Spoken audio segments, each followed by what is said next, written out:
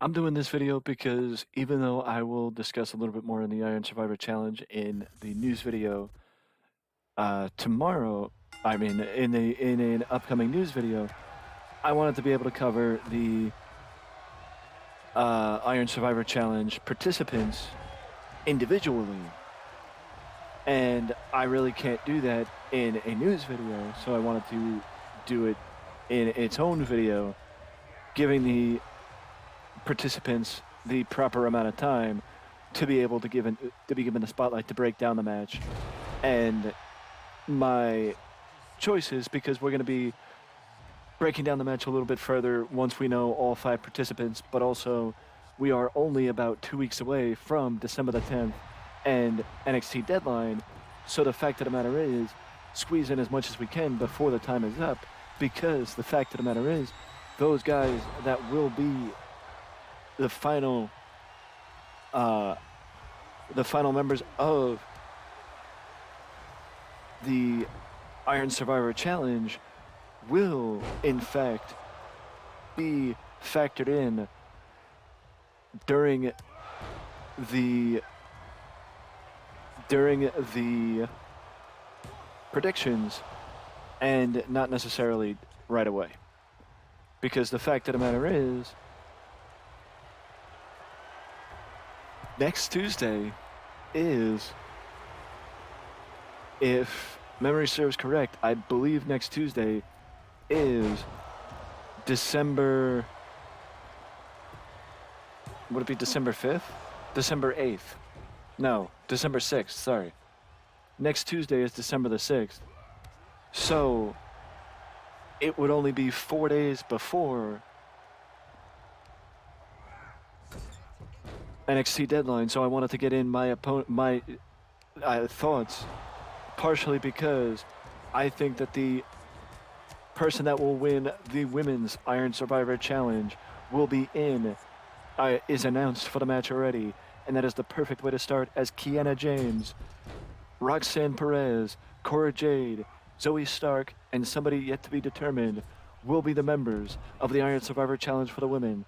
And I think that it will give Zoe Stark the proper spotlight that is needed for her to get some much needed and much desired character development in, because from the time she turned on her partner or former partner Nikita Lyons, she really hasn't gotten much time.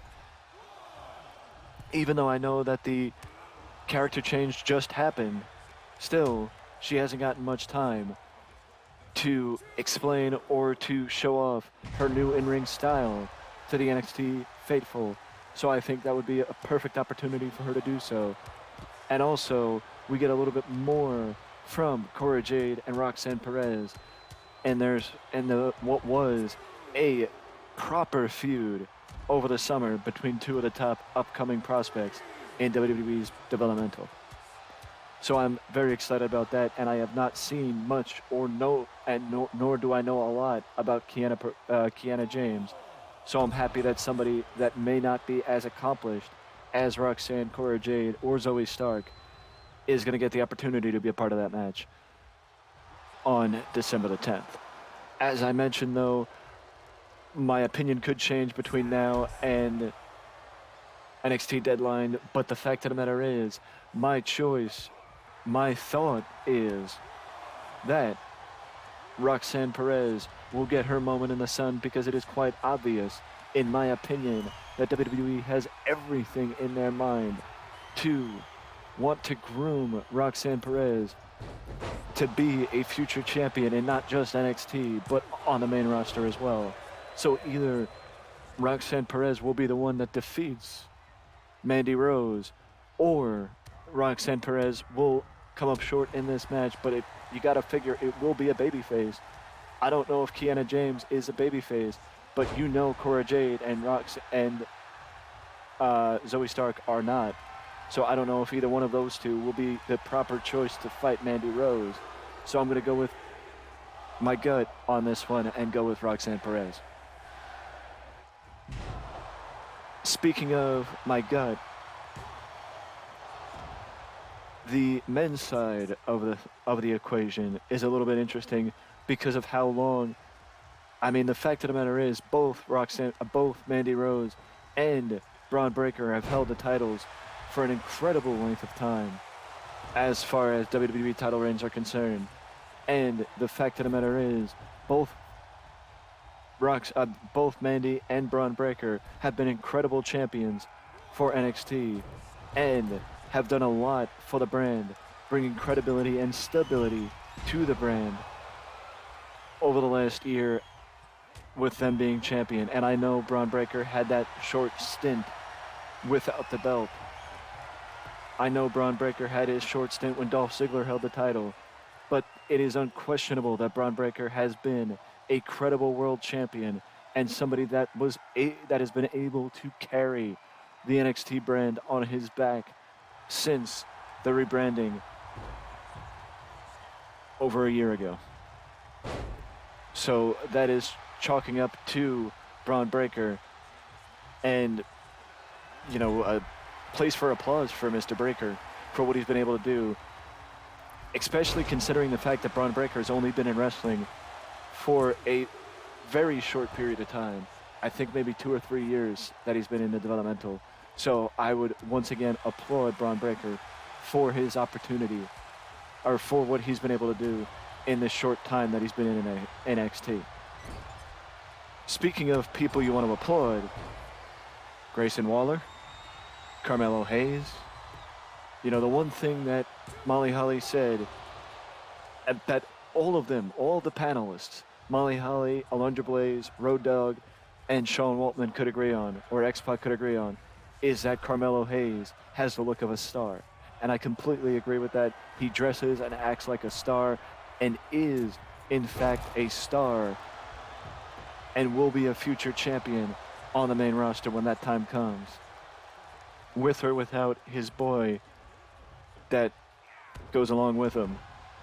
Speaking of stars, and I would say that nobody fits that mold better than Tony D'Angelo, who has had an incredible 2022, but unfortunately is still nursing an injury. So Tony D'Angelo is not going to be featured in the Iron Survivor Challenge on December the 10th at NXT Deadline.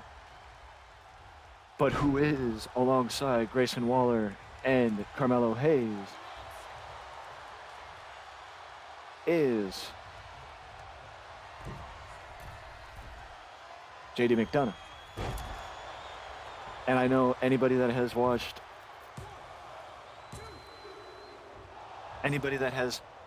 some of my videos knows how much I am a fan of the former Jordan Devlin. The Irish Ace has what it takes to be NXT champion, but the fact of the matter is, WWE does need to keep in mind that JD McDonough just fought Braun Breaker for the belt and just came up short. Not once, but twice. Yes, he came back and established himself as a ruthless so-and-so because of what he did to Ilya Dragunov after the triple threat match at Where Worlds Collide. But the fact of the matter is, that doesn't change the fact that he just fought Breaker and that he just lost.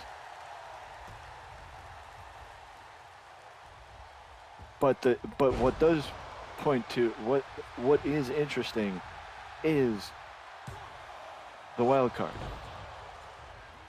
Unlike in the women's match, I think it is irrefutably that Roxanne Perez will likely be the one that gets the victory in the Iron Survivor Challenge because of how much faith they have in Roxanne Perez and what she can do. I do agree with the discussion, and I'm glad that the panelists had that discussion to talk about what those guys could do to improve and putting over some random stars, and also highlighting what somebody like Von Wagner needs to do to get more attention and to reach that next level, because Von Wagner was sort of like the Lance Archer challenger for Braun Breaker, just a placeholder, somebody that could get him to defend the title and could be an intimidating challenger, but that everybody knows for the most part will not win because Von Wagner needs that chance or that extra push to get him over the top to show that he is capable of winning the big one. Which thus far he has not shown. Another person that I think could be a wild card in that match is Andre Chase. Andre Chase has been somebody that is excessively popular down in NXT and seems to be gaining ground and being given a pretty decent amount of TV time. So I think Andre Chase could be somebody that could be capable of being the wild card in the match. Do I think he will be? No, not necessarily, but I think it is somebody that could be considered or should be considered as a wild card because I think he is very fitting of that title, in my opinion.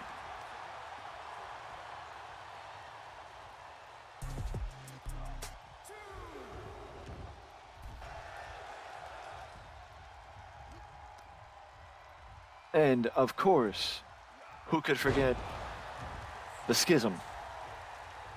Who could forget the other member of the match for the men's side, that being Joe Gacy, that being somebody who has challenged Braun Breaker before earlier in the year, but it was similar to how Kevin Owens has slotted in to Roman Reigns' title reign.